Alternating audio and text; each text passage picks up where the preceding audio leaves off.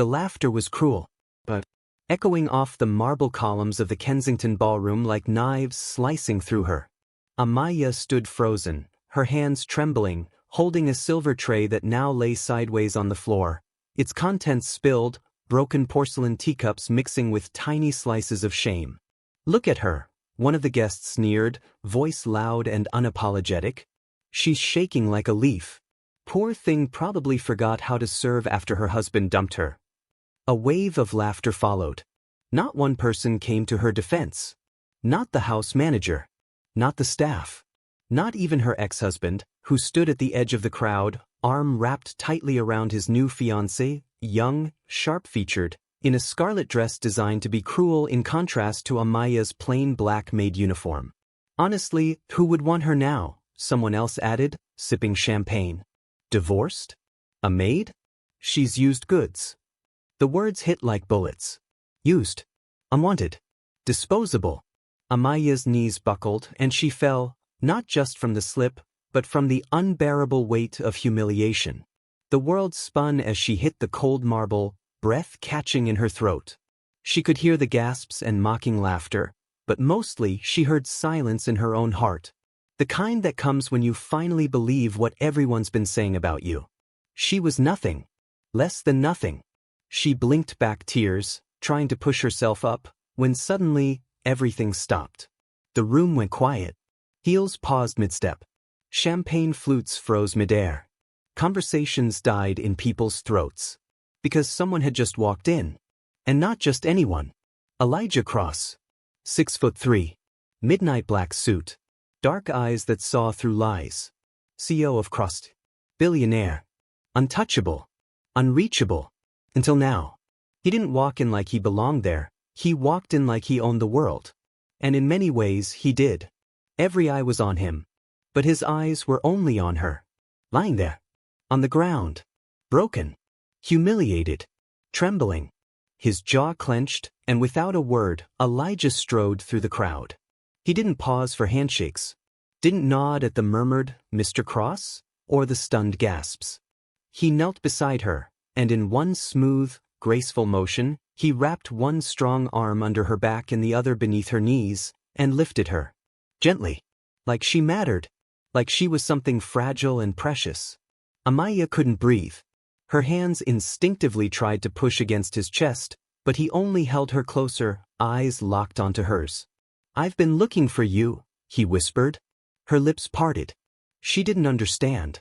What was happening? The room stood in stunned, wide-eyed silence. Even her ex-husband, who had once told her no one would want her again, looked like he'd seen a ghost. "Put her down," someone muttered in disbelief. "She's just a—" Elijah turned sharply. "Say it, and I'll bury your company in a week." Silence. Amiya's ex stepped forward, laughing nervously. "Elijah, man, this is a misunderstanding. She's my ex-wife." Elijah's gaze didn't waver. "That would be your mistake." Then he looked back at her. "You don't have to be here anymore, Amiya," he said softly. "Not with them." She shook her head faintly, confused. "But why would you?" "Because I see you. And I've waited long enough." He turned and walked out with her in his arms, leaving behind gasps, silence, and a ballroom full of people who would never forget what they just witnessed. Thank you for sticking around with me, my wonderful story family. If you're already hooked in for today's story and ready to enjoy it, click subscribe and let me know in the comments where you're watching from, because tomorrow I will be giving you another story just as interesting as this one. And you don't want to miss it. Now let us begin.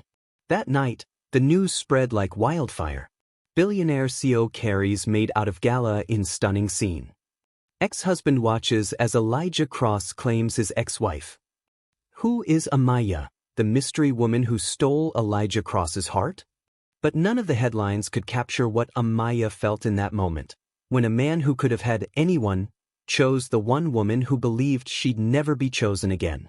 Before the laughter, before the stares, before Elijah Cross picked her up from the cold marble floor like she was someone worth saving, Amiya lived in shadows. Not the kind cast by night or clouds, but the kind that grows inside your chest when someone you gave everything to walks away without looking back. Her marriage had lasted 7 years. 7 years of building a life, brick by brick, dream by dream. Of folding his clothes just how he liked. Of carrying his child, only to lose it in the 3rd month.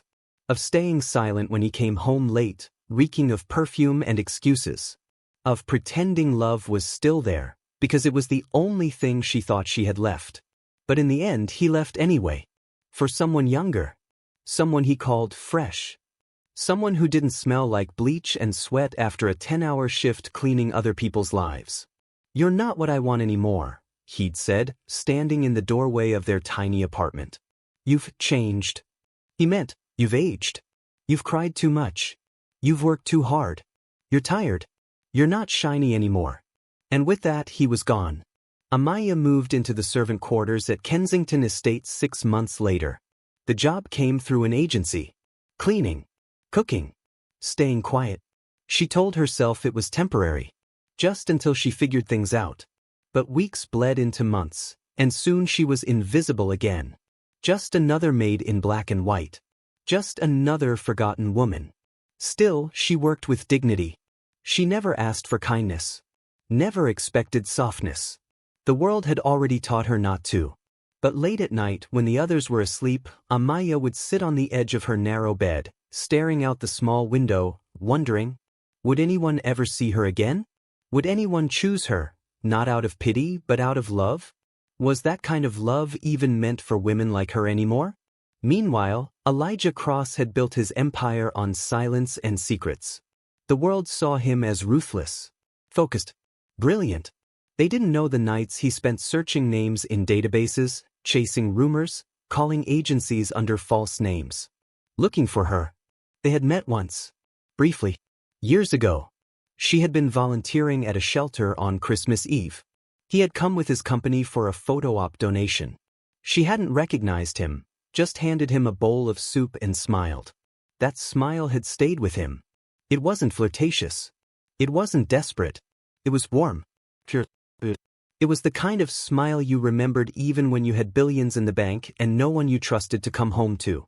Elijah never forgot her. And when he saw her name on the staff registry at Kensington, his heart stopped. Amiya Clarke. That was her. But he didn't want to scare her. Didn't want to force anything. So he waited. Watched from a distance. Until that night at the gala, when he saw her fall, and something inside him snapped. He would not stand by anymore.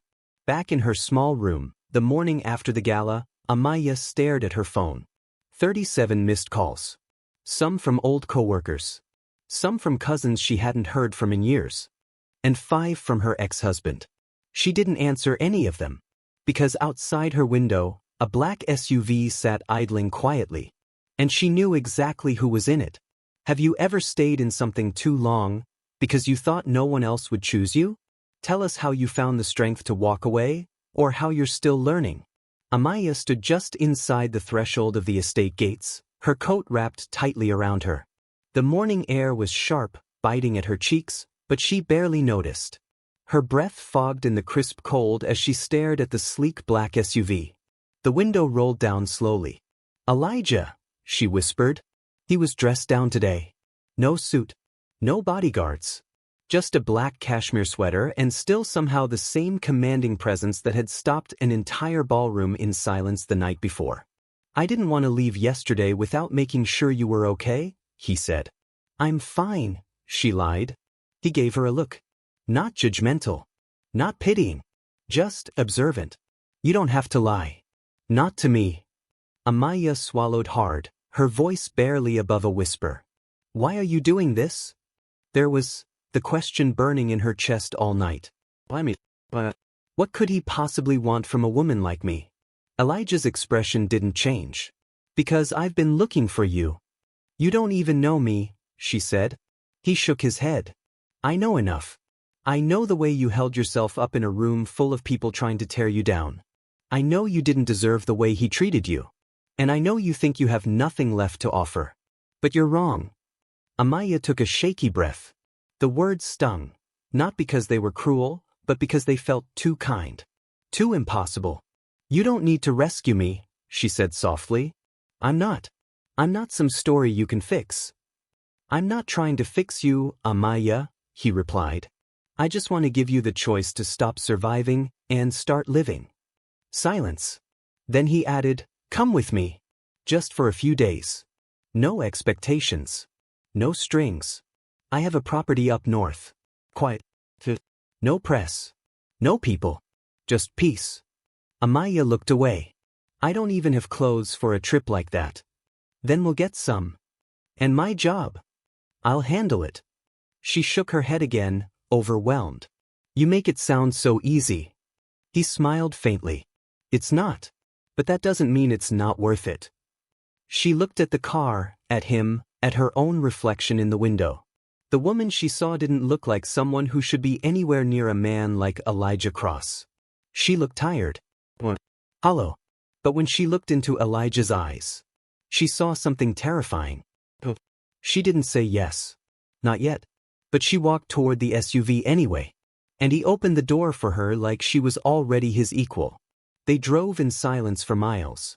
Amiya stared out the window, the city blurring into countryside, until it was just trees and winding roads. The tension in her chest was a tight knot, half anxiety, half disbelief. You sure you're not secretly filming some redemption show? She asked quietly. Elijah let out a low chuckle. No cameras. Just me. And you. She turned to him. But why now? You could have anyone. I don't want anyone, he said. I want someone real. Someone who's seen pain and didn't let it turn her cruel. She looked down, her voice breaking. I don't know if I'm that person anymore. You are, he said without hesitation. And I'm going to prove it to you. Back at Kensington, the fallout had already begun. The video of Elijah carrying Amiya out of the gala had gone viral. Uploaded by someone who thought it would be funny. It wasn't. It was revered. Hashtag Amiya deserves better began trending within hours. Think pieces flooded in. The strength of a woman who's been discarded. Why Elijah Cross's quiet rebellion speaks volumes. Even morning shows were picking it up. And at the center of the storm? A maid who thought she'd be forgotten, now seen by millions. Back at Elijah's mountain home, Amiya stepped out of the SUV onto soft gravel and silence. The estate was nothing like the Kensington mansion. It was warm. Wood and stone and windows that let in the golden sun. It wasn't cold wealth. It was thoughtful, peaceful, private. And for the first time in years, she exhaled. That night, as she stood on the balcony wrapped in a thick sweater he'd brought her, Elijah stepped beside her. You okay? He asked. She nodded slowly. I don't know what this is. He looked at her with quiet gentleness. Then let's figure it out. Together. And for the first time in a long time, she let herself hope. If someone offered you a second chance, would you take it? Or would fear hold you back? Let's talk about what keeps us from saying yes to the things we deserve. The fireplace crackled softly, filling the cabin with warmth and dancing shadows. Amiya sat curled up on the edge of a large leather chair, one of Elijah's flannel throws wrapped tightly around her shoulders. She sipped slowly from the mug he'd made her, fresh ginger tea, just how she liked it. How did he know how she liked it? Elijah? She asked quietly, her voice half lost in the sound of the wind outside. He looked up from his laptop across the room. Yeah. You said you've seen me before. At the shelter, right? He nodded, slowly. Why didn't you say something then? He closed the laptop and stood, walking over to sit across from her. There was a long pause before he answered. Because I wasn't the man I needed to be, not yet. Amiya studied him. There was something in his voice. Not regret, exactly restraint. Like a man carrying a truth too heavy to speak aloud. You don't have to protect me from the truth, she said softly. His eyes flickered. Maybe I'm trying to protect myself. They sat in silence for a long while. Then he stood, suddenly. Come with me. She blinked. Where? There's something I want to show you. He led her to the back of the property, where tall trees towered over a winding stone path. The moonlight cut through the branches in silver ribbons. At the end of the trail stood a glass greenhouse, covered in ivy, its windows fogged with warmth. Elijah unlocked the door and stepped inside. Amiya followed, and gasped. Inside, it was a jungle of color. Blooms she couldn't name. Lavender, jasmine, lemon balm, roses, everywhere. And in the far corner, beneath a slanted skylight, a single small wooden plaque. In memory of Clara. She turned to him slowly. My mother, he said. She was a maid too. Worked her whole life in a house that never said her name. I built this for her after she died. Amiya swallowed hard. She must have been incredible. She was quiet, he said. But her love was loud. She didn't want me to inherit her silence. So when I met you and you looked like her in that moment, strong, dignified, tired, I knew I had to find you. She stared at him, stunned.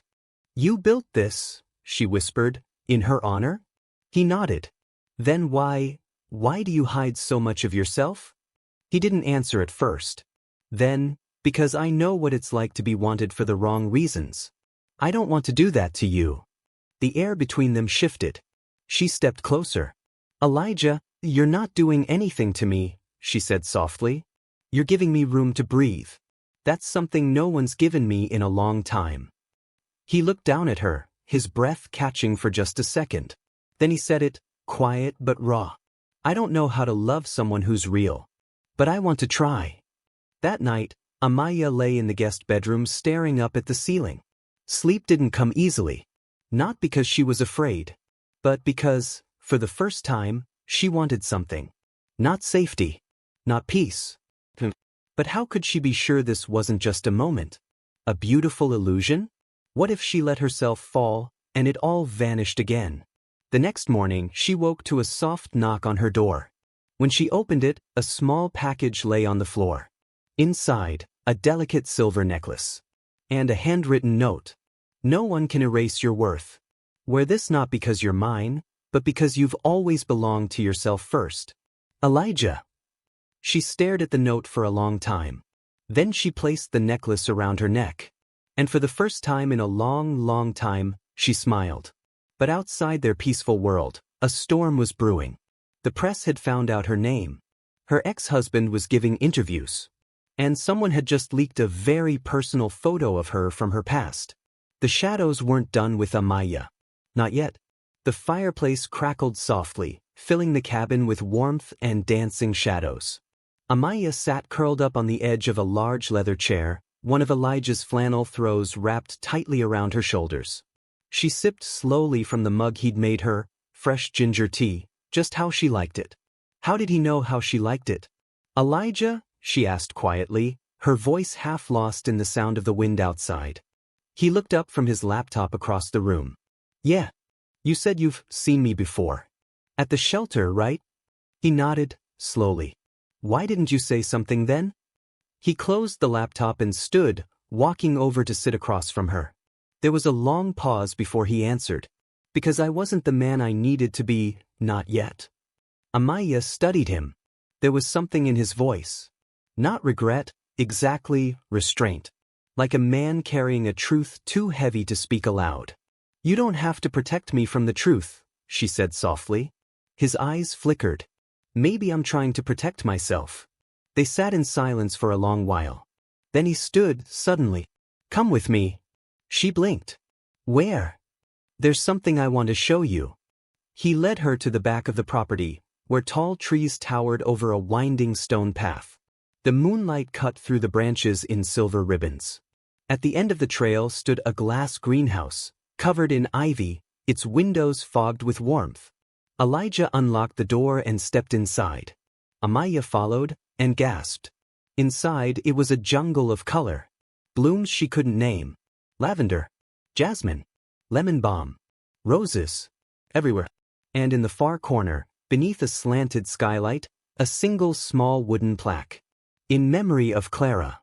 She turned to him slowly. My mother, he said. She was a maid too. Worked her whole life in a house that never said her name. I built this for her after she died. Amiya swallowed hard. She must have been incredible. She was quiet, he said. But her love was loud. She didn't want me to inherit her silence. So when I met you and you looked like her in that moment, strong, dignified, tired, I knew I had to find you. She stared at him, stunned. You built this, she whispered, in her honor? He nodded. Then why do you hide so much of yourself? He didn't answer at first. Then, because I know what it's like to be wanted for the wrong reasons. I don't want to do that to you. The air between them shifted. She stepped closer. Elijah, you're not doing anything to me, she said softly. You're giving me room to breathe. That's something no one's given me in a long time. He looked down at her, his breath catching for just a second. Then he said it, quiet but raw. I don't know how to love someone who's real. But I want to try. That night, Amiya lay in the guest bedroom staring up at the ceiling. Sleep didn't come easily. Not because she was afraid, but because, for the first time, she wanted something. Not safety. Not peace. But how could she be sure this wasn't just a moment? A beautiful illusion? What if she let herself fall, and it all vanished again? The next morning, she woke to a soft knock on her door. When she opened it, a small package lay on the floor. Inside, a delicate silver necklace. And a handwritten note. No one can erase your worth. Wear this not because you're mine, but because you've always belonged to yourself first. Elijah. She stared at the note for a long time. Then she placed the necklace around her neck. And for the first time in a long, long time, she smiled. But outside their peaceful world, a storm was brewing. The press had found out her name. Her ex-husband was giving interviews. And someone had just leaked a very personal photo of her from her past. The shadows weren't done with Amiya. Not yet. The rain didn't stop for 3 days. It poured like the sky was grieving too. Elijah stayed in the city.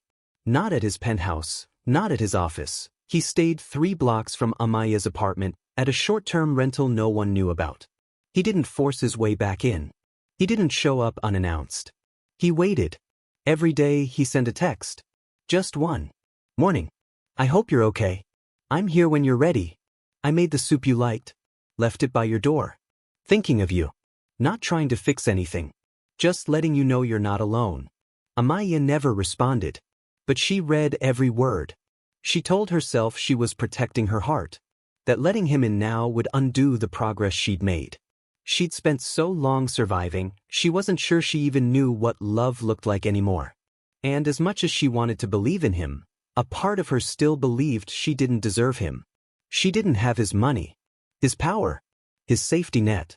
And even though he had said all the right things, how could she be sure this wasn't just another man trying to soothe his guilt with affection?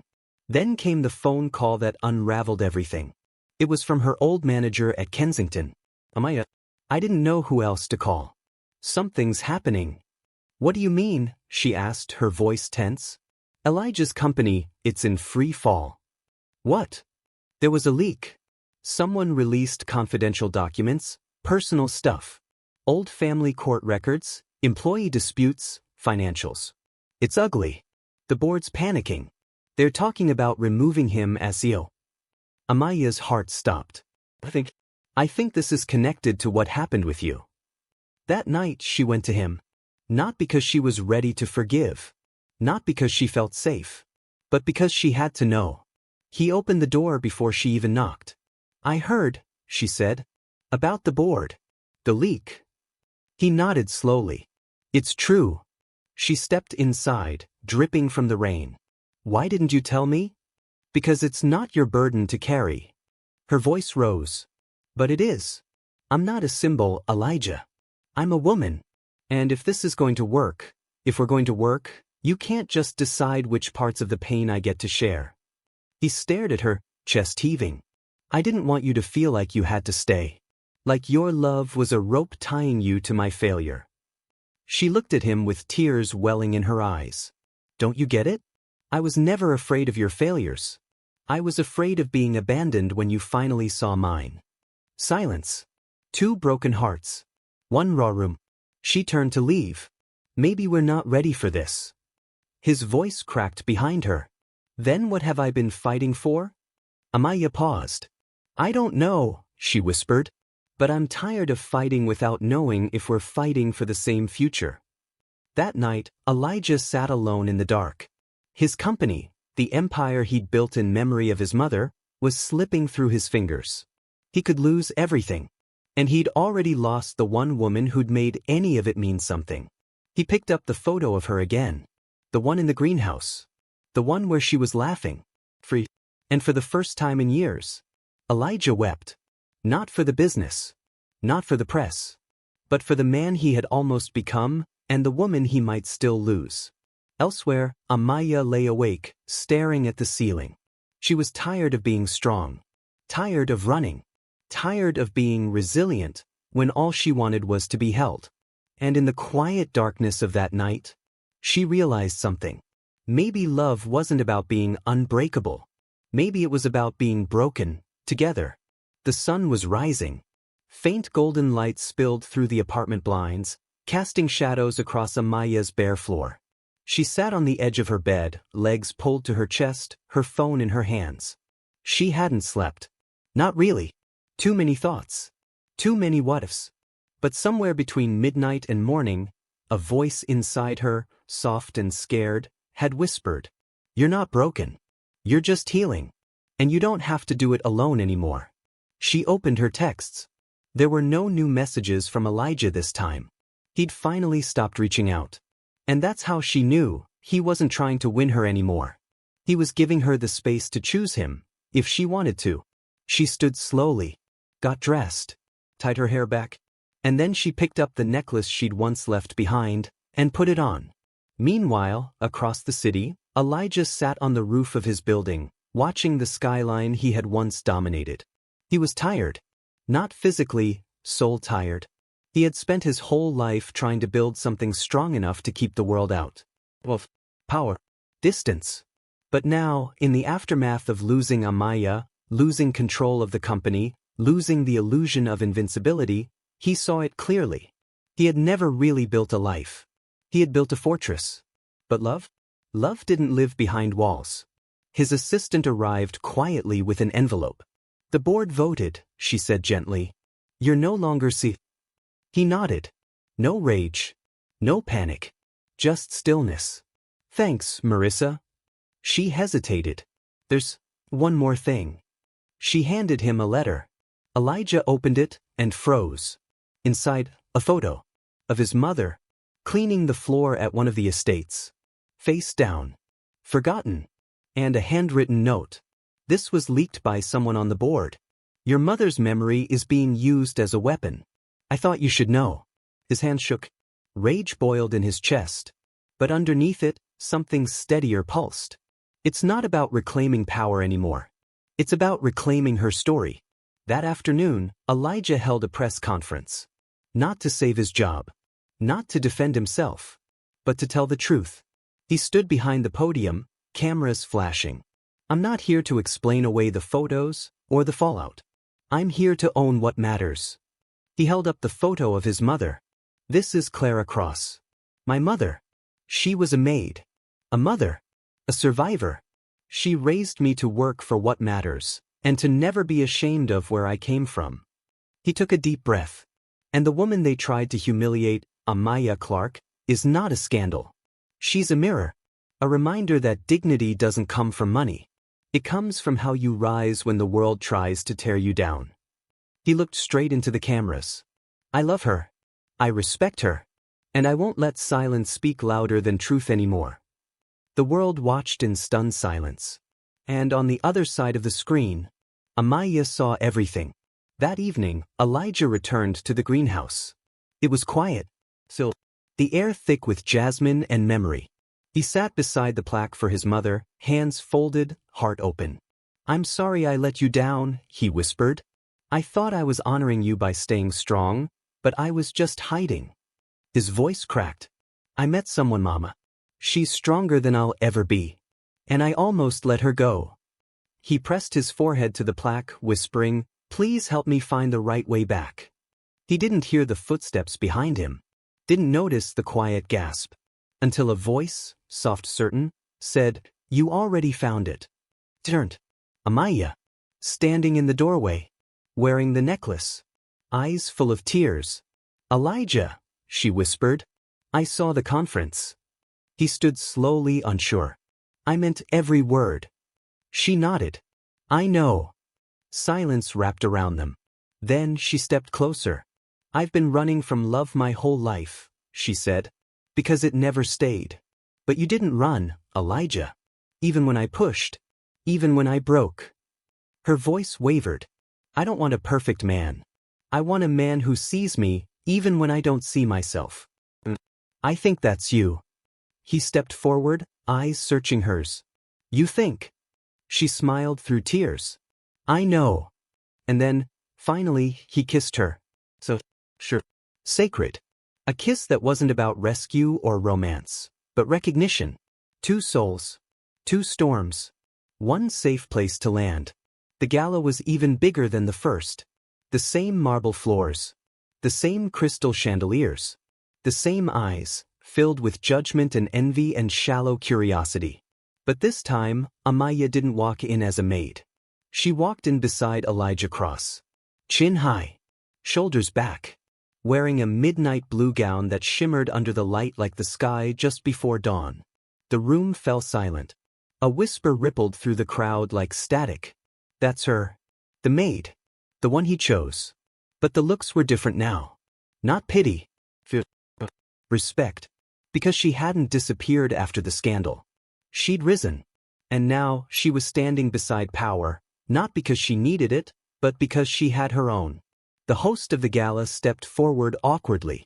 Mr. Cross and Miss Clark, we weren't expecting. Elijah's voice cut through the awkwardness. You weren't expecting her, he said. But you will respect her. Gasps fluttered. People looked to the board members. Some of them were already sweating. Amiya stepped forward, her voice calm. I'm not here to make a scene. I'm here because this place once broke me, and I decided it wouldn't be the last place I let define me. Her ex-husband was there. Of course he was. He stood by the bar, alone now, drink in hand, face pale. She walked straight to him. He looked at her like he'd seen a ghost. Amiya, he stammered. She held up her hand. You don't get to speak first anymore, she said, steady. For years I believed I was unwanted because you left. I thought no one would ever choose me again because I'd been used up and thrown away. She looked him straight in the eye. But now I know, you never left because I wasn't worthy. You left because you were never ready for a woman who knew her worth. He opened his mouth again, but she was already turning away. Not out of spite. Out of peace. She rejoined Elijah near the center of the room. People stared. The same people who once mocked her. Laughed at her. Labeled her, just a maid. Elijah took her hand, then looked at the crowd. I stepped down from my company, he said calmly. But I haven't stepped down from my values. He looked at Amiya and only her. I built everything I had trying to outrun poverty, pain, and the feeling of not being enough. And then I met her. And she taught me something I'd never learned with all the money in the world. He turned to the crowd again. You can't earn love. You can only receive it when you finally stop hiding who you are. Then, in front of everyone, Elijah knelt. Not with a ring. Not with a speech. But with reverence. As if to say, you are not beneath me, you are beside me. Amiya's eyes filled with tears. He didn't ask her to marry him. He didn't need to. This wasn't a proposal. It was a vow. And she reached for his hands, pulled him to his feet, and whispered, I'm not afraid anymore. They embraced as cameras flashed, mouths gaped, and the narrative around them rewrote itself in real time. But none of that mattered. Because in that moment, surrounded by the people who once tried to define her, Amiya chose herself. And in doing so, she was free. A year later, the greenhouse was overflowing with color. Sunlight filtered through glass walls as birds chirped lazily in the trees beyond. Lemon balm, lavender, jasmine, roses. And in the far back corner, under the skylight, a new plaque had been added. For Clara, who loved in silence. For Amiya, who loved out loud. Amiya knelt in the soil, digging her fingers gently into the earth. She was barefoot, her sundress dusted with pollen, her curls tied up with a silk scarf. Peace looked good on her. She had started her own business, a cleaning and wellness company that paid women living wages, gave them flexible schedules, and treated them like human beings. It was named Clark and Bloom. Every woman she hired got a necklace. Not because they were owned, but because they were seen. Elijah stepped into the greenhouse, holding 2 mugs of tea. "You're covered in dirt," he said, smiling. She raised a brow. "And you love it." He chuckled and handed her a mug. They sat in the shade, legs stretched out, watching the bees hum between flowers. "Do you miss the company?" she asked softly. He thought about it, then shook his head. "No. I miss who I thought I had to be." She rested her head on his shoulder. "And who are you now?" He kissed her forehead. "A man who finally knows that love is enough." They didn't rush marriage. Didn't make a spectacle. One morning, Elijah simply handed her a small box with a simple gold band inside. No diamond. No flash. She looked up at him and smiled. "Do I get to propose next time?" He grinned. "Every day." And that was that. No ballrooms. No cameras. Just a garden, a promise, and a love that had survived the storm. Some nights, Amiya would still wake up with the echoes of the past lingering in her chest. The laughter. The shame. The fear that she wasn't enough. But every time, she'd roll over, and Elijah would be there. Hand reaching. Heart open. Eyes soft with sleep and certainty.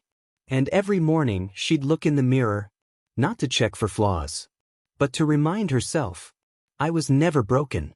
I was just waiting to be held by the right kind of love.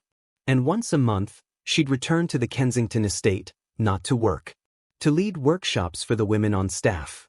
She'd stand in front of the same hallway she once walked in silence, and tell her story. She'd say, "They once called me a maid. Now they call me CEO. But the title doesn't matter. What matters is knowing your worth long before anyone else sees it." And every time, one woman in the back would cry quietly. Another would raise her hand. And a spark would light behind eyes that had been dim for too long. Because Amiya hadn't just survived. She had returned. Have you ever let the world define your worth until you decided to reclaim it? Tell us in the comments, what made you finally believe you deserved more? Because maybe your story is someone else's start. Thank you for watching this story to the end. If you enjoyed this story, you will surely love the next one. It's as crazier and more intriguing as you can ever imagine. So do check it out. Click on the image showing on your screen right now to watch the next one.